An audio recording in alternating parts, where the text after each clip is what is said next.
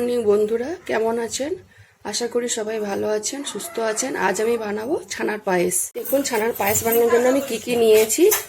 এলাচ 4টা, কাজু বাদাম, আমন্ড বাদাম, তেজপাতা, অল্প চিনি, ভিনিগার নিয়েছি। ভিনিগারটা আমি জল মিশিয়ে রেখে দিয়েছি। আর 2 রকম দুধ নিয়েছি।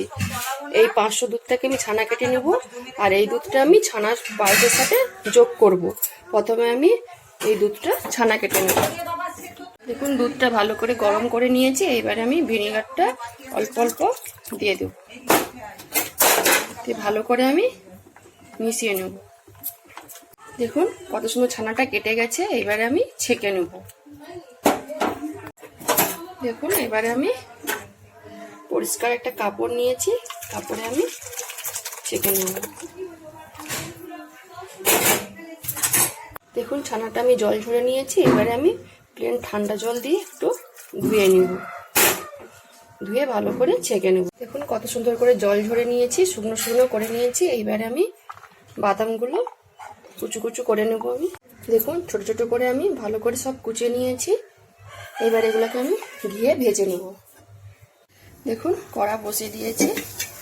এবার আমি কড়ার মধ্যে সামান্য ঘি দেব।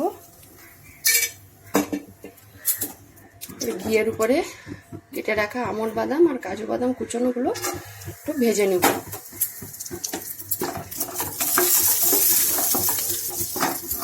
দেখুন ভালো করে আমি ভেজে নিয়েছি। এবারে আমি সবগুলোকে তুলে নেব। যে তুলে নিয়েছি, এবারে ওই কড়ার মধ্যে ছানাগুলোও ভেজে নেব।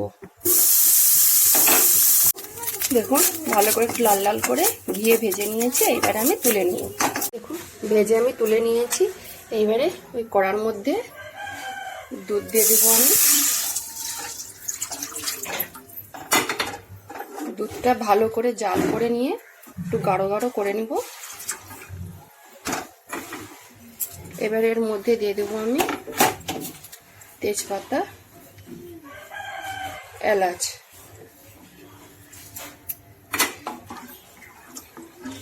কিছুক্ষণ ভালো করে আমি ফুটিয়ে নিব। দেখুন দুধটা কিন্তু ভালো করে ফুটে গেছে। এবারে ছানার পায়েসের টেস্ট বাড়ানোর জন্য আরেকটু আমি গুঁড়ো দুধ অ্যাড করে দেব। ভালো করে মিশিয়ে নেব। দেখুন দুধটা ভালো করে ফুটিয়ে গাঢ় গাঢ় করে নিয়েছি। এবার আমি দিয়ে দেবো উপর থেকে ছানাগুলো। দেখুন ছানাটা সব আমি দিয়ে দিয়েছি। এবারে দিব উপর থেকে আমি চিনি।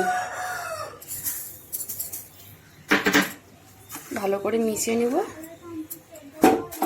আর দিব ভেজে রাখা আমন্ড বাদাম আর কাজু বাদাম। ভালো করে মিশিয়ে নেওয়ার পরে আর 2 মিনিট আমি একটু ফুটিয়ে নেব। দেখুন আমার ছানার পায়েসটা কিন্তু কমপ্লিট। এবারে আমি উপর থেকে অল্প একটু ঘি দিয়ে দিব। ভালো করে মিশিয়ে নিব। দিয়ে আমি গ্যাসটা অফ করে নামিয়ে নেব। দেখুন আমি ছানার পায়েসটা জায়গাতে ঢেলে নিয়েছি। দেখলেন তো ছানার পায়েসটা আমি কিভাবে বানালাম।